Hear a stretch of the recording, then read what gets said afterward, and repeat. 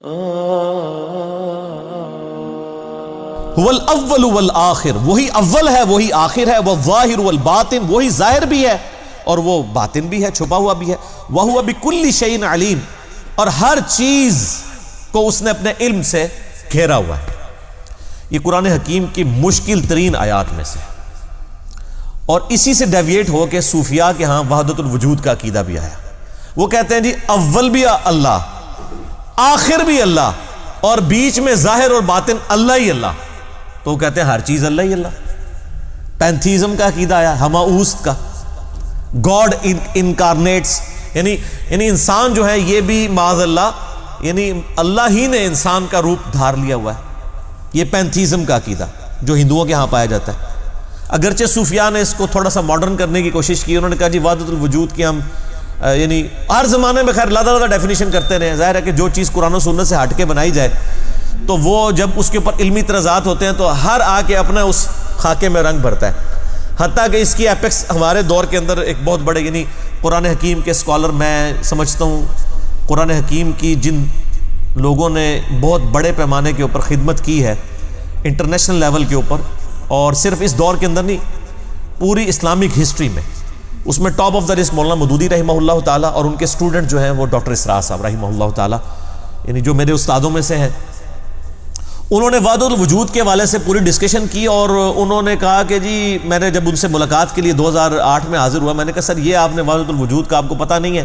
تو انہوں نے کہا جی میں صوفیاء والا وحدت الوجود نہیں مانتا، میرا وحدت الوجود یہ ہے کہ تمام کائنات کا خالق ایک ہی اللہ ہے، باقی ساری چیزیں اس کی وجہ سے قائم ہیں۔ تو میں نے کہا یہ تو عقیدہ شروع سے ہے، اس میں کون سا آپ نے کوئی نئی انوینشن کر دی ہے؟ تو اس کو وحدت الوجود کا نام تو نہ آپ دیں، اس کو آپ یعنی توحید کا نام دے دیں، کچھ اور نام دے دیں، لیکن وحدت الوجود سے تو سیدھے سے وحدت الوجود کا آپ ذرا ٹرانسلیشن ہی کر لیں کہ وجود ایک ہی ہے۔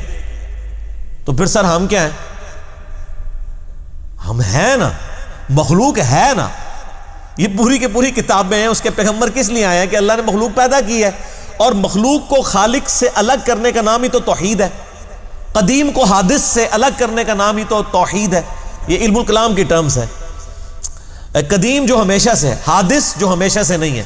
اللہ کی ساری مخلوقات حادث ہے، پہلے نہیں تھی، اللہ کی وجہ سے پیدا ہوئی۔ تو جب تک آپ قدیم اور حادث کا فرق نہیں کریں گے توحید کیسے سمجھ آئے گی؟ اگر آپ وحدت الوجود ہی کہہ دیں گے کہ وجود ہے ہی ایک ہے تو باقی سب کی نفی ہو جائے گی۔ تو وہ پھر اس لیے ہک ہے جڑا ڈھوں کی ہک آکے وہ کافر و مشرک ہے۔ اور یہی تصوف وہ یعنی پرانے صوفیاء کے اندر محی الدین ابن عربی نے یعنی سب سے پہلے اس کو زیادہ پروموٹ کیا، اور اس کے بعد ہمارے یہاں پہ ان کی جو جائز اولادیں ہیں بریلوی اور دیوبندی علماء، اور ان کے جو مشترکہ دادا ابو ہیں امداد اللہ مہاجر مکی، سب سے زیادہ فتنہ اس نے سب کانٹیننٹ کے اندر وحدت الوجود کے حوالے سے کھڑا کیا۔ لیکن اللہ کا فضل ہے آپ لوگ پڑھ لکھ گئے ہیں، ان لوگوں کو تو کوئی پوچھتا تک نہیں ہے۔ ان کی یعنی آپ سمجھیں علمی میتیں لے کے مدرسوں میں لوگ بیٹھے ہوئے ہیں، عام بندوں کو کیا پتہ ہے؟ جب ہم نام لیتے ہیں تو مدرسوں والے خوش ہوتے ہیں، ادروائز عام مسلمان کو کیا پتا کہ امداد اللہ مہاجر مکی کون ہے، یہ محی الدین ابن عربی کون ہے؟ عام مسلمان تو وہی دیکھے گا جو قرآن و حدیث میں لکھا ہوا ہے۔ توحید تو وہ سمپل توحید ہے جو سورہ اخلاص کے اندر بیان ہوئی ہے، ٹھیک ہے۔ تو ان لوگوں نے جو دین کا جنازہ نکالا ہے تو ظاہر ہے کہ ان کا اپنا جنازہ بھی تو نکلنا تھا نا، اور اللہ کے فضل سے اسلام کی نشت ثانیہ کا آغاز ہو چکا ہے انشاءاللہ تعالی۔ هو الذی خلق السماوات والارض فی 6 ایام، وہی اللہ ہے جس نے 6 دن کے اندر زمین و آسمان کو پیدا کیا۔ ثم استوى علی العرش، اس کے بعد عرش پر متمکن ہوا جیسا کہ اس کی شان کے لائق ہے۔ یہ بھی کریٹیکل آیات میں سے، آپ یوٹیوب پہ میرا کلپ دیکھیں، اللہ کہاں ہے، ویئر از اللہ، یا آپ لکھیں استوى علی العرش کا عقیدہ، تو انشاءاللہ یہ ٹاپ پہ میرے کلپ کھلے گا جس میں میں نے ڈیٹیل سے ڈسکشن کی ہے، جس میں یعنی پاسٹ کے اندر ایک جہمیہ فرقہ گزرا ہے جو اللہ تعالیٰ کی ذات اور صفات کی تعویلات باطل کرتا تھا، صفات کی، جس کی آج کل ماڈرن فارم جو ہے وہ حنفیوں کی شکل میں موجود ہے، اور دوسری طرف مجسمہ تھے جو اللہ تعالیٰ کے لیے معاذ اللہ فزیکلی کلیم کرتے تھے ایسی چیزیں، جس کی ماڈرن فارم بعض سلفی علماء ہیں آج کل، بعض، میں سب کی بات نہیں کر رہا۔ تو اہل سنت کا منہج کیا ہے وہ میں نے اس میں بیان کیا ہے، امام ترمذی کے کامنٹس کی روشنی میں، امام مالک کی کامنٹس کی روشنی میں، جو حدیث کی کتابوں کے اندر موجود ہیں قرآن و حدیث کے دلائل کے ساتھ، ان کو بھی میں نے کوٹ کیا ہے۔ تو آپ وہ لکھیں اللہ کہاں ہے، تو انشاءاللہ وہ کلپ کھل کے آپ کے سامنے آ جائے گا انشاءاللہ تعالی۔ بہر اللہ تعالیٰ نے 6 دن میں، یہ 6 دن کتنے تھے، ان کی لینتھ کیا تھی، اس کی ڈیٹیل قرآن و سنت میں نہیں آئی ہے۔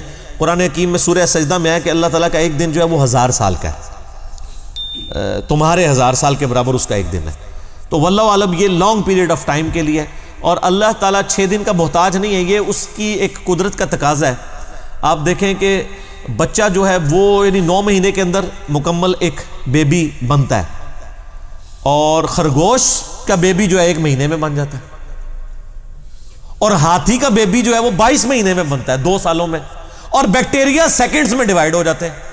اللہ تعالیٰ چاہے تو سیکنڈز میں ریپروڈکشن کر دے، مہینوں میں کرے، ہفتوں میں کرے، یا ملینز آف ایئر میں، اس کے لیے تو صرف ایک ہے، کن فیکون، وہ ارادہ کرتا ہے کہ ہو جا تو وہ چیز ہو جاتی ہے۔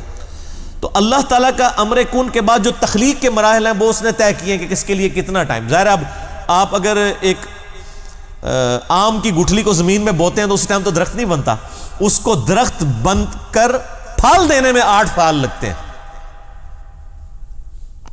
اس کی نسبت اگر آپ دوسرے فروٹ دیکھیں تو کوئی 1 یا 2 سال کے بعد پھل دینا شروع کر دیتے ہیں، لیکن آم کو پھل کے قابل ہونے کے لیے 8 سال چاہیے۔ تو وہ اللہ تعالیٰ کی مرضی ہے۔